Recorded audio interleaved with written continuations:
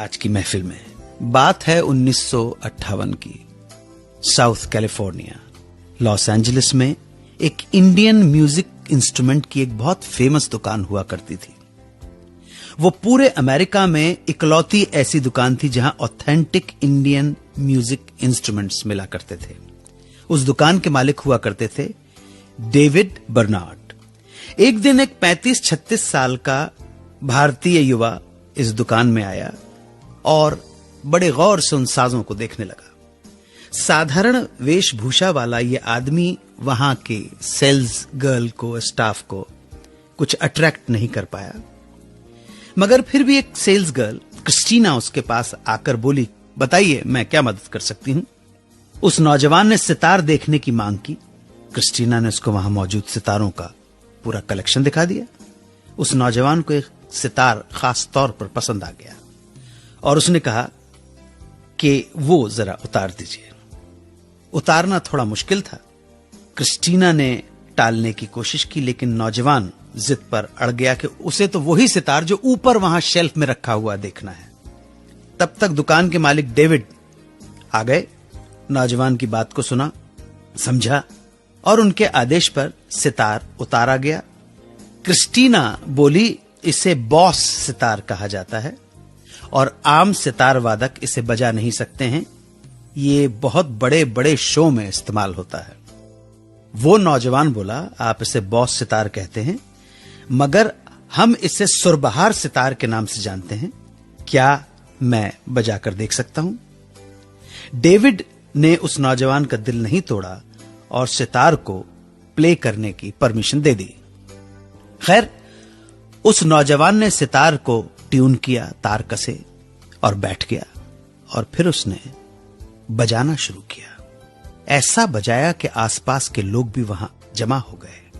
जब राग खत्म हुआ तो सन्नाटा छाया हुआ था। लोगों को समझ नहीं आ रहा था कि वो ताली बजाएं कि मौन रहे। इतना जादुई संगीत उन्होंने सुना। डेविड इतना अधिक भावुक हो गए कि उस नौजवान से बोले कि आखिर कौन तुम? मैंने रविशंकर को सुना है और उन जैसा सितार कोई नहीं बजाता, मगर तुम उनसे कहीं भी कम नहीं हो। मैं आज धन्य हो गया कि आप मेरी दुकान पर आए। बताइए मैं आपके लिए क्या कर सकता हूं। उस नौजवान ने कहा कि मैं सितार खरीदना चाहता हूं। डेविड ने कहा, आपको खरीदने की कोई जरूरत नहीं है, मेरी तरफ से यह तोहफा है, इसे कबूल करें। क्रिस्टीना राग सुनने के बाद रो रही थी।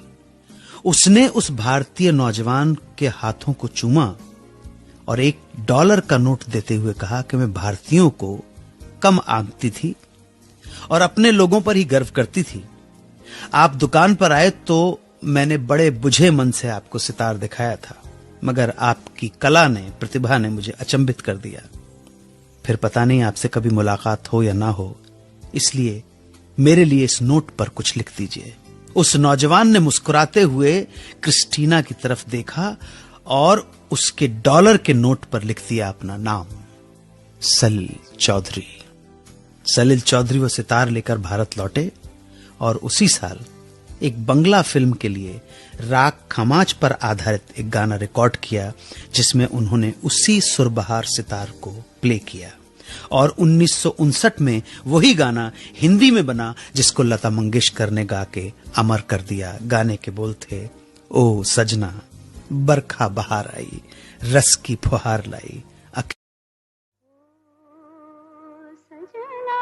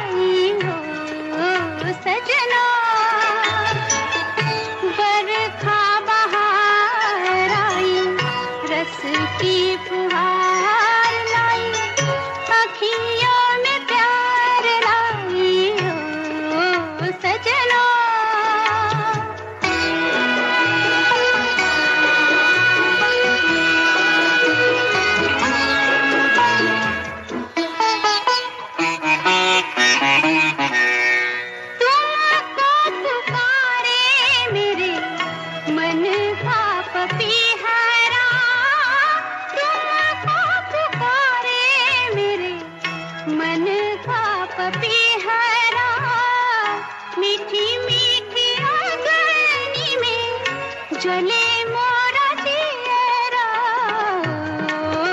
सजना, बरखा बहार आई रस की फुहार लाई, आँखियों में प्यार लाई ओ सजना।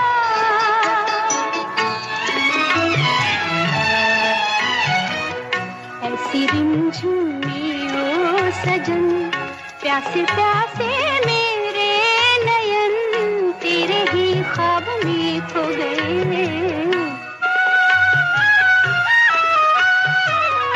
ऐसी रिमझिम में ओ सजन, प्यासे प्यासे मेरे नयन तेरे ही ख्वाब में खो गए।